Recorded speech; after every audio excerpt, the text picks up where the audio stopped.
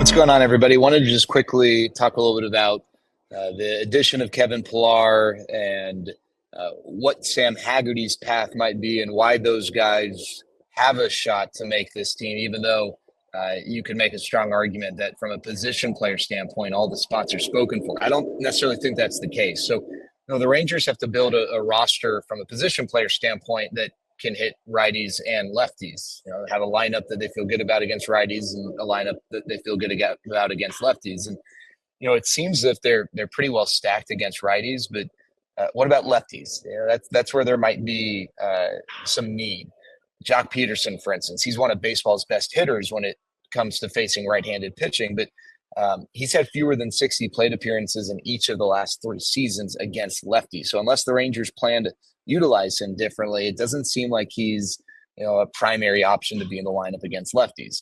And you also got to consider mid-game or in-game decisions as well off the bench, platoon advantages, stuff like that. I think Evan Carter is still too young and too inexperienced in terms of track record against lefties to really know whether he can hit lefties or not. But the Rangers could use some lefty matchups to maybe get him off his legs, and maybe it's wise if they're prepared that it's a slow developing progression for Evan. It's not like he's going to come out against lefties, with as little experience as he has against high-level left-handed pitching, just guns a-blazing, right? So I think you got to be prepared that maybe there is a need, if not in a starting lineup situation, but a late-game situation. And what about Leody Taveras, right? So Leody might not be a guy that you project as a starter, but if he's going to be on the roster off the bench or a guy who could start against lefties, you got to consider his numbers against lefties. Even though he's a switch hitter, I don't know that he's the best fit in a lefty matchup situation. He's struggled mightily against lefties. He's got a sub 600 OPS over the last 2 years. So that leads us to Ezekiel Duran.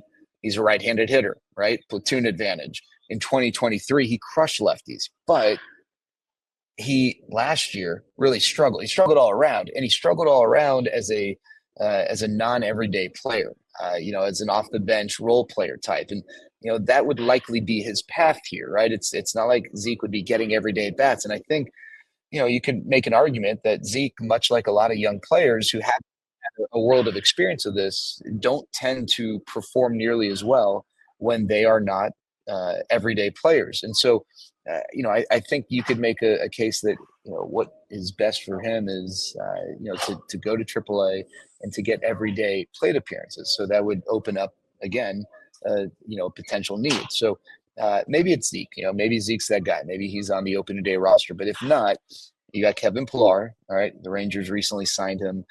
He is still very capable of playing, quality outfield defensively.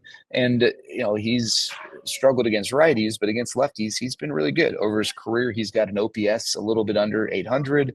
And then last year, he hit with an 850 OPS against lefties. And then the other guy who maybe isn't getting nearly as much pub, who I think's got a real shot, is Sam Haggerty.